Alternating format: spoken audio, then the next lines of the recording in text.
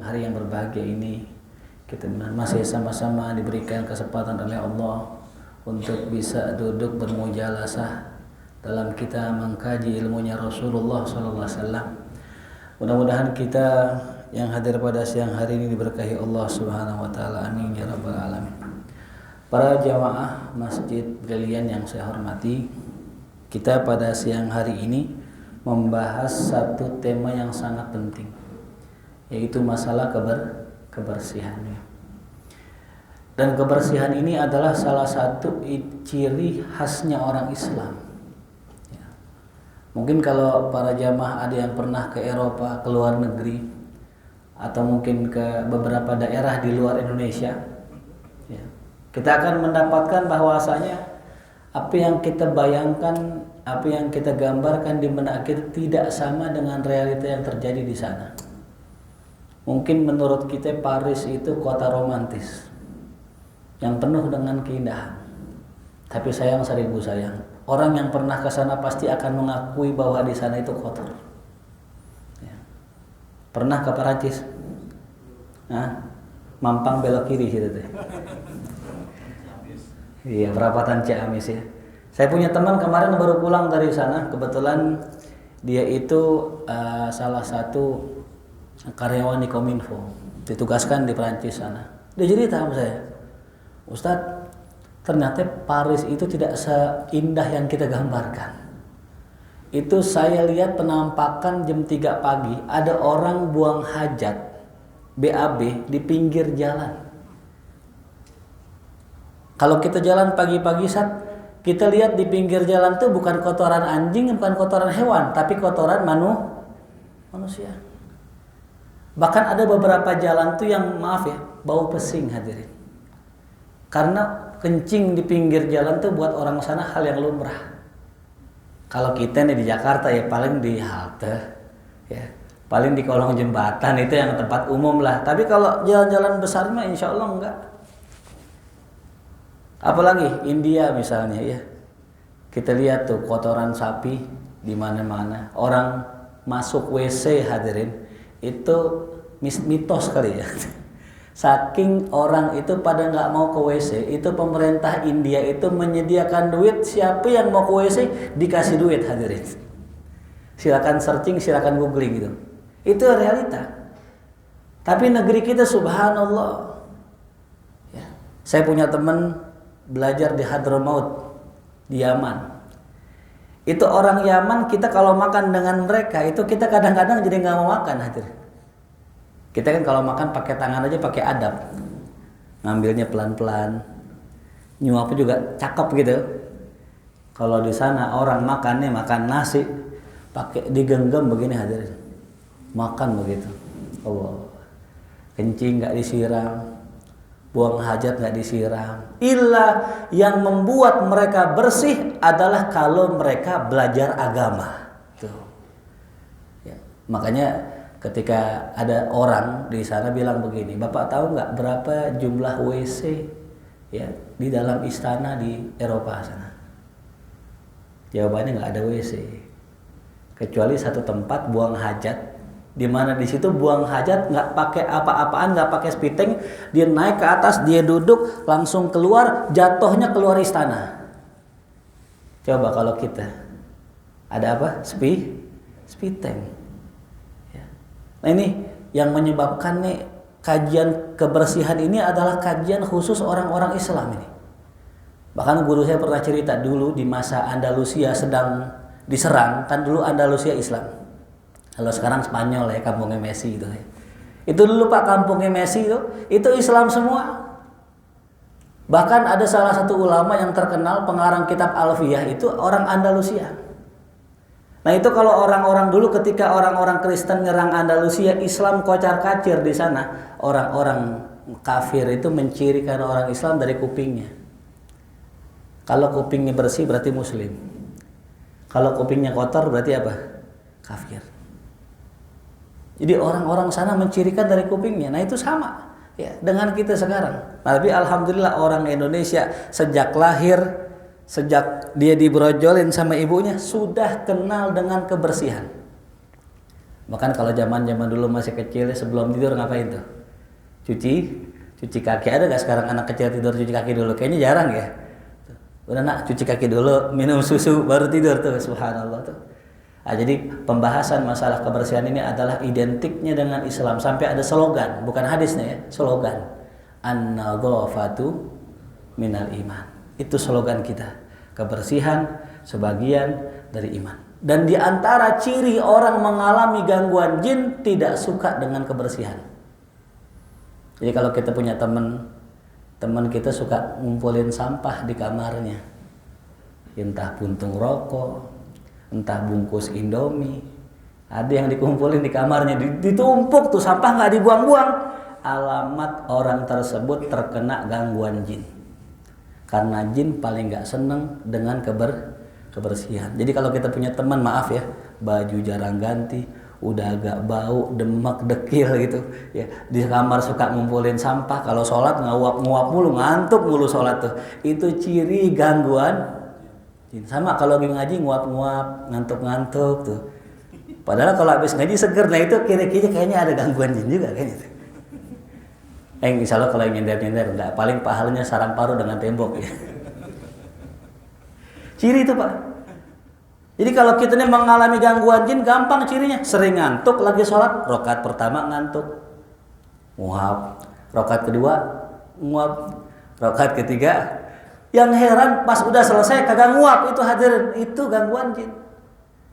Nah, yang paling gampang kena gangguan ini perempuan. Kenapa? Perempuan ada masa haidnya.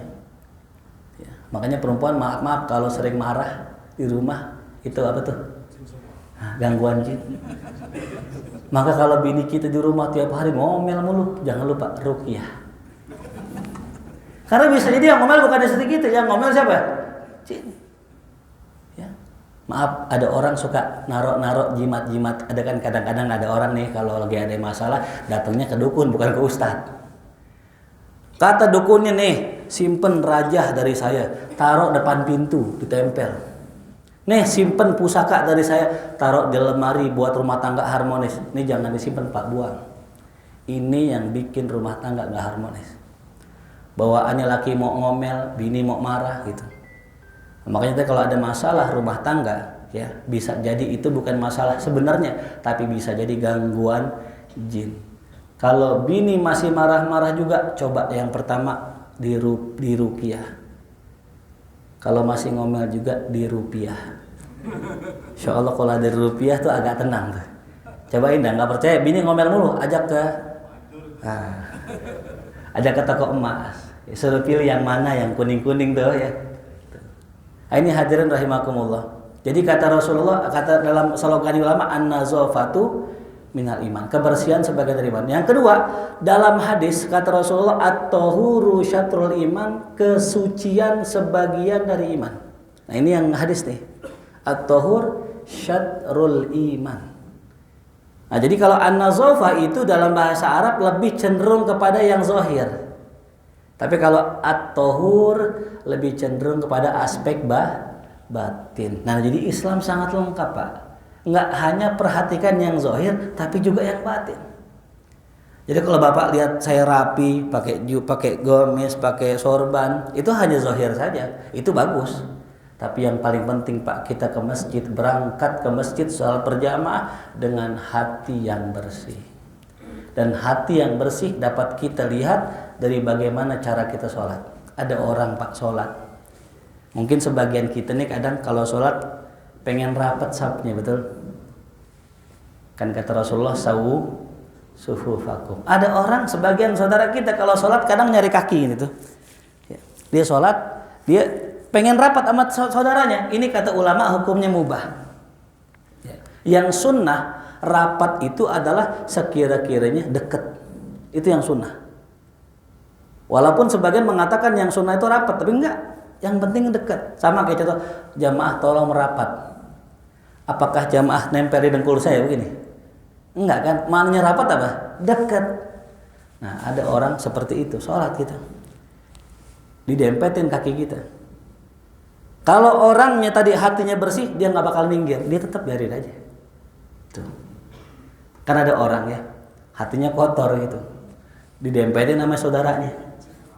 Diminggir. Dideketin lagi, dia minggir lagi. Karena kesel diinjek kakinya. Ini kenyataan, hadirin, pernah pengalaman begitu, ada orang. Makanya kembali lagi, Islam tidak hanya memperhatikan aspek kebersihan zahir, tapi juga memperhatikan aspek kebersihan batin. Makanya kata guru saya, yang susah tuh dari sholat bukan perkara perginya gampang, yang susah pulangnya. Pergi bisa ke masjid gampang, tapi pulang dari masjid kita lihat ada orang nongkrong, dia belum sholat, hati kita merasa lebih baik dari dia. Itulah penyakit. Itu yang disebut dengan kotoran hati, hadirin. Pulangnya yang susah. Dalam hati, ngeremehin kita. Memandang remeh orang muslim sudah dosa, hadirin. Padahal kita bisa ke masjid bukan karena kemampuan kita. Fisik boleh sehat, fisik boleh segar, tapi kalau nggak dapat taufik hidayah, nggak bisa ke masjid, betul? Banyak gak di tengah-tengah kita ini yang lagi pada makan, belum sholat, banyak kan? Sehat gak? Sehat. Naik gunung sampai 3000 mdpl, naik ke masjid brilian 25 lantai, nyampe gak? Padahal cuman apa tuh? Cuman diem, cuman jalan sedikit, nyampe gak? Nggak nyampe, karena belum dapat taufik. Semoga Allah kasih taufik hidayah, amin ya rabbal. Kita bahas poin pertama tentang masalah kebersihan. Di sini disebutkan tentang masalah siwak. Nah ini dia. Siwak dalam bahasa Arab maknanya adalah ad-dalku, menggosok. Jadi siwak itu menggosok. Apapun alatnya kita gunakan untuk menggosok gigi namanya siwak. Mau itu pasta sikat gigi, mau itu kayu arok, mau itu baju kita, sorban kita, termasuk tisu, apapun yang digunakan buat gosok gigi namanya siwak. Makanya siwak ini sangat penting karena Rasulullah bersabda, laula an asyqa ala ummati la amartuhum bisiwak inda kulli shalah. Kalau tidak beratin umatku, aku akan suruh orang untuk siwak setiap kali sholat. Berarti keinginan Rasul sangat-sangat tinggi terhadap siwak. Sampai ada kalimat laulaan asyuko. Kalau tidak memberatkan umatku. Tuh. Ada apa dengan siwak? Ternyata subhanallah, di sini ada salah satu hadis, as-siwak matharatun lil fam. Siwak itu bisa membersihkan mulut, wa mardatun lirrabb, bisa mengundang keridhaan Allah. Padahal hanya sekedar siwak bisa mengundang apa? Keridhaan Allah. Tuh. Bahkan kata ulama, hajmuhu shaghir, bentuknya kecil tapi fadilahnya sangat besar. Dalam hadis yang lain, rakaatani bisiwakin khairan min sab'ina rakaatan bighairi siwak. 2 rakaat dengan menggunakan siwak lebih afdol daripada 70 rakaat tanpa menggunakan siwak. Jadi subhanallah, kita sholat 2 rakaat pakai siwak lebih afdol 70 rakaat. Allahu akbar. Cuman gara-gara siwak. Bahkan fadlus sholah bisiwak, keutamaan sholat menggunakan siwak, ala sholat bighairi siwak, tanpa siwak itu 70 di'fan, tingkatan 70 kali lipat. Nah ini siwak, hadirin, itu nomor 1 pembahasan kita ya. Jadi sebelum kita membahas perkara kebersihannya, karena waktunya kayaknya nggak cukup, kita fokuskan di siwak dulu. Nah ini siwak tadi, hadirin, sebagaimana saya katakan, tidak mesti sikat gigi. Kan nggak mungkin kita datang ke masjid bawa apa? Sikat gigi ya. Siwak bisa dengan kayu arok. Kebetulan saya nggak bawa ya. Kayu arok seperti biasa, kayu arok itu yang paling afdol ya. Nah cara penggunaan kalau kita pakai siwak dengan kayu arok itu dengan cara seperti ini, cara megangnya ya. Mungkin para jamaah yang bawa pulpen bisa dikeluarkan, coba lihat seperti ini tuh ya. Jadi bukannya begini, tapi tangannya seperti ini, kelingking di bawah, jempol di bawah, jari telunjuk tengah, manis di atas, seperti ini ya. Jadi bukan begini, tapi begini tuh 3. Nah ketahuan orang yang pakai siwaknya bersanad ame orang yang nggak bersanad, ketahuan dari cara makainya. Oh ini orang cuma beli doang siwak tapi nggak tahu caranya. Caranya seperti ini, hadirin. Ini Rasulullah pakainya seperti ini, dipakai di sebelah kanan ya. Dan sunnah kalau seandainya kita taruh siwak, mungkin siwak jatuh jangan geletak seperti ini, tapi didirikan seperti ini. Itu sunnahnya itu. Atau kita taruh, kalau misalnya mungkin lagi ini taruh di kuping boleh sini gitu ya. Jadi ulama-ulama dulu begitu. Nah sekarang kasusnya, nah kita lupa bawa siwak. Saya yakin para jamaah pernah punya siwak kan? Kalau umroh, haji pernah nggak beli? Pasti beli.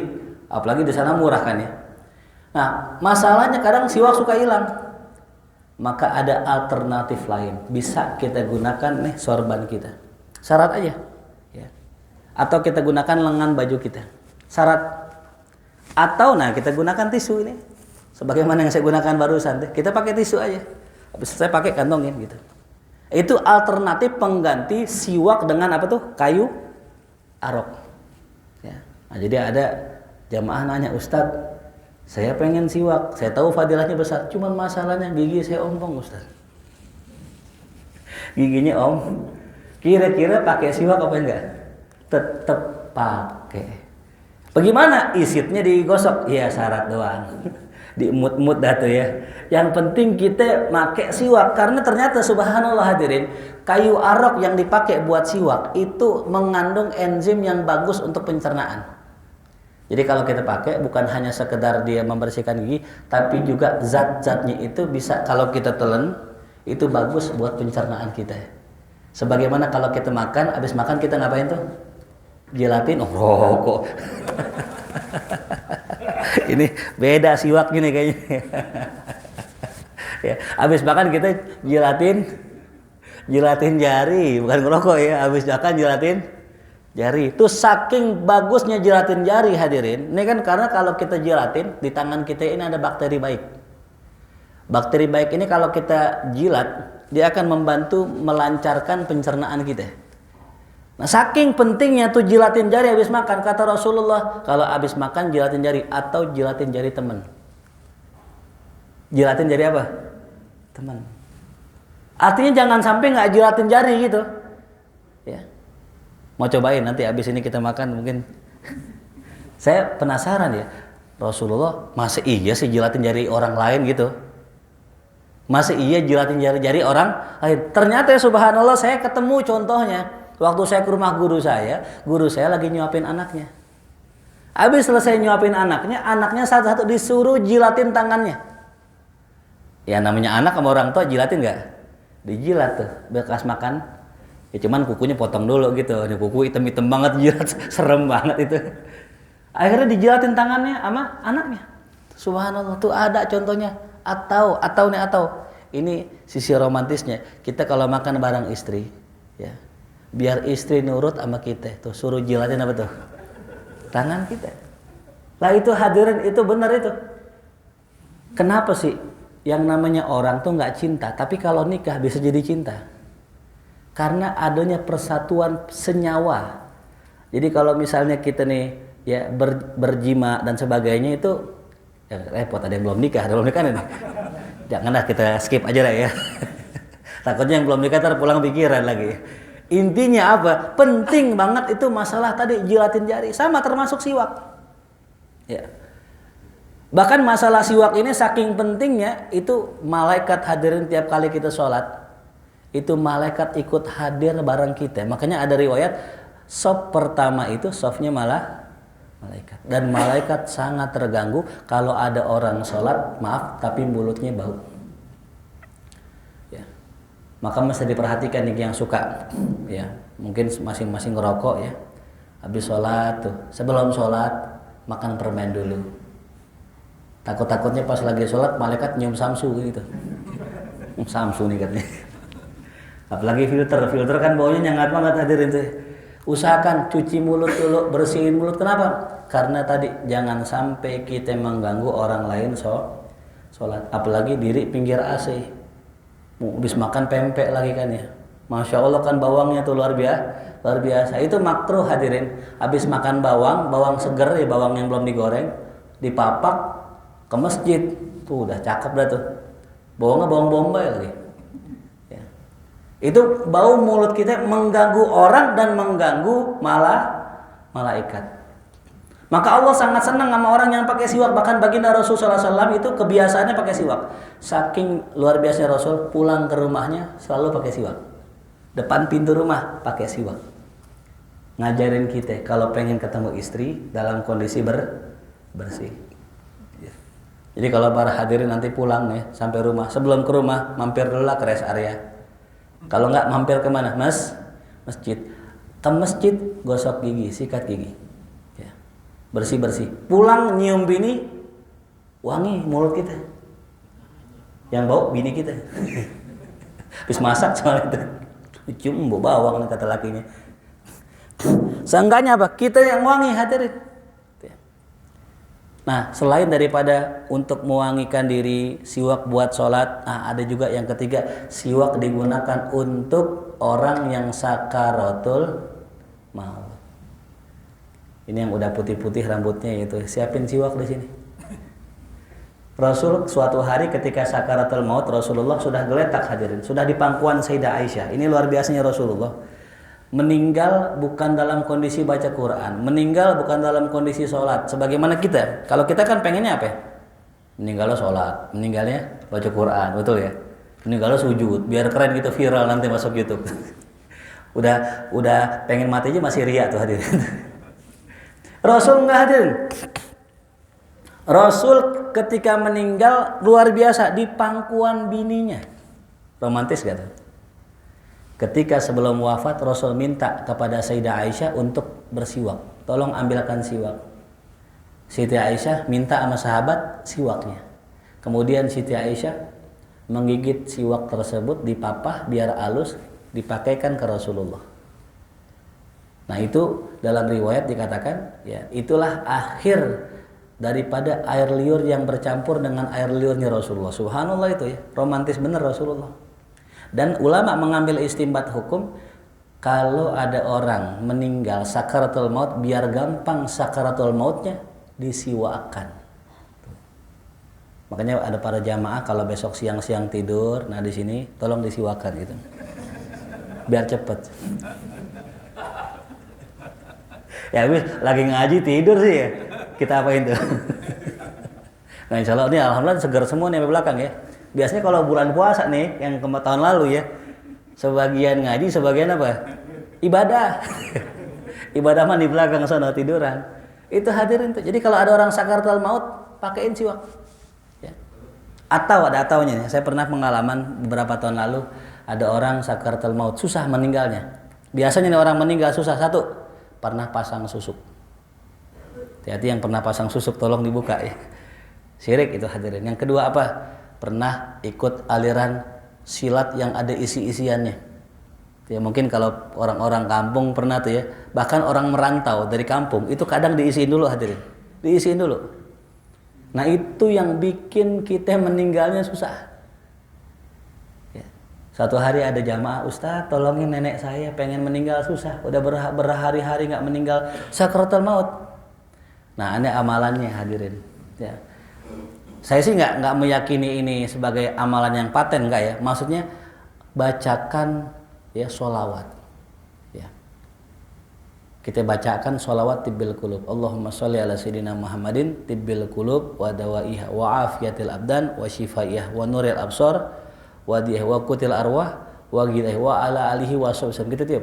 Bismillah. Sebagaimana baginda Rasulullah SAW. Kasih ke nenek ente. Subhanallah, minum malam, pagi meninggal. Minum malamnya, pagi meninggal tuh. Ya. Nah ini tadi diantara perkara yang bisa menghambat kita keluar rohnya adalah kita dulunya sering main ilmu-ilmu gaib. Makanya nggak ada amalan kecuali amalannya Rasulullah. Jangan kita ngamalin yang aneh-aneh. Mau kaya ke dukun lah. Ya. Mau kaya nggak usah ke dukun, rekening banyakin pokoknya. Ya. Kaya kita. Mau nyari bini lah, pakai pelet lah, nggak usah. Kerja yang rajin, duit banyak, bini perempuan mananya nempel kayak laron, hadirin tau laron. Ya. Artinya jangan sampai kita menjalankan hal kayak begini bertentangan dengan ajaran Nabi kita Muhammad Sallallahu Alaihi Wasallam. Nah jadi kembali lagi ke siwak tadi ya. Nah siwak ini hadirin itu fadilahnya, manfaatnya disebutkan di sini sampai 70 lebih. Ya, 70 hadirin. Satu aja fadilah sudah luar biasa. Ini 70 keutamaan. Saya nggak bisa sebutkan, intinya banyak sekali. Ya. Nah, dikatakan di sini ya bahwasanya urutan siwak yang paling afdol ya dikatakan di sini dengan kayu arok. Nah itu yang tadi saya bilang ya. Kebetulan banget saya lagi nggak bawa kayu aroknya.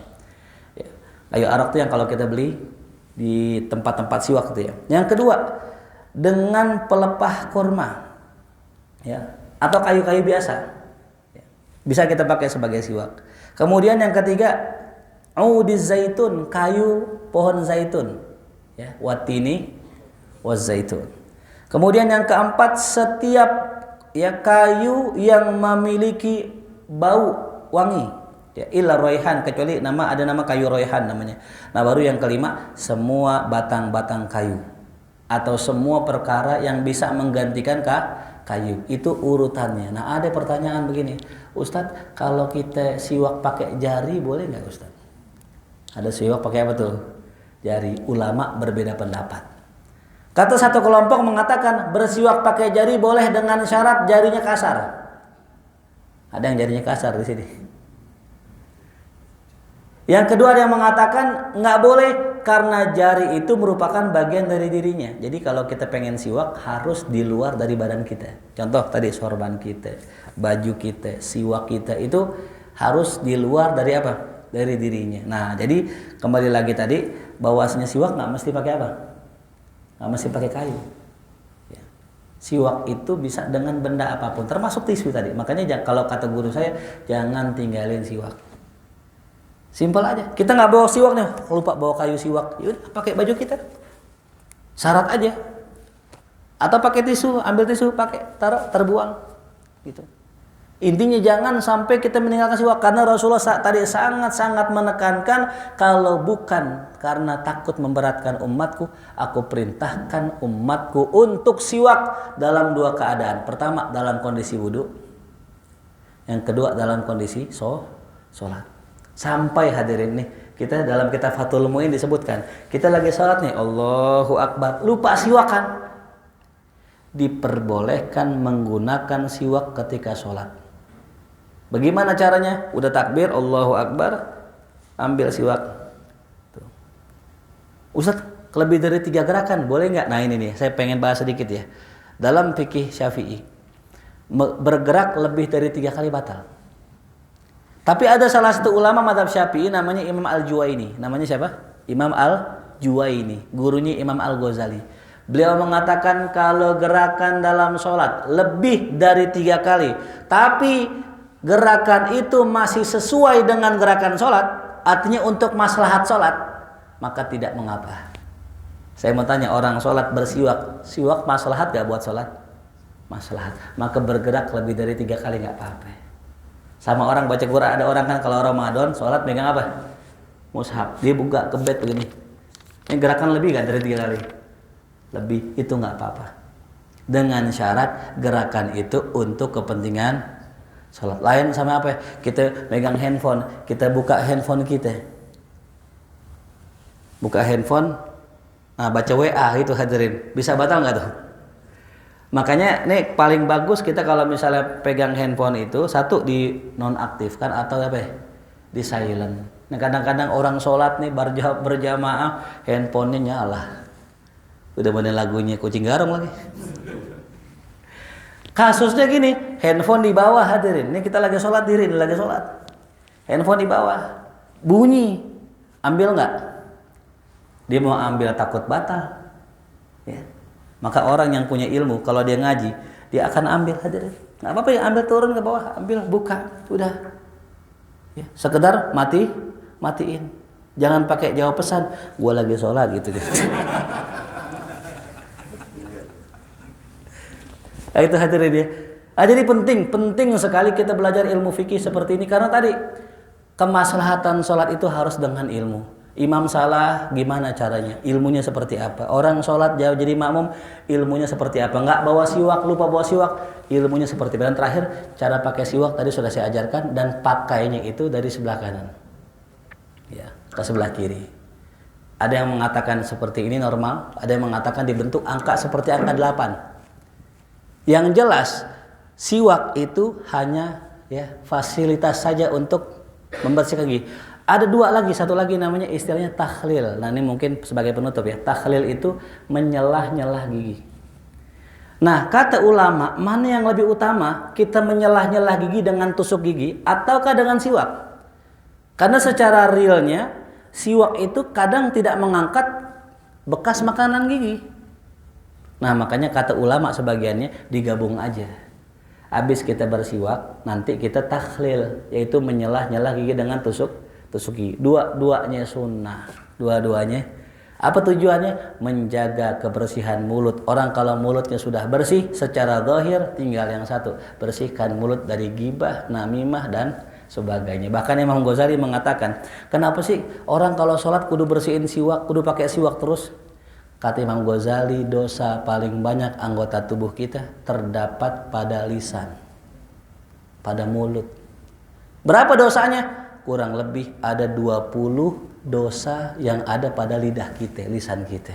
Makanya kudu sering-sering apa tuh? Dibersihkan tuh ya. Itu. Jadi karena penyakitnya banyak, kotornya banyak, baik zahir maupun batinnya, maka harus dibanyak-banyak dibersihkan. Itu baru poin pertama. Insya Allah kita lanjutkan lagi pada pertemuan yang akan datang. Karena sudah jam 1, mungkin satu pertanyaan kali mungkin ya dari para jamaah. Dipersilakan. Wallahu a'lam bishawab.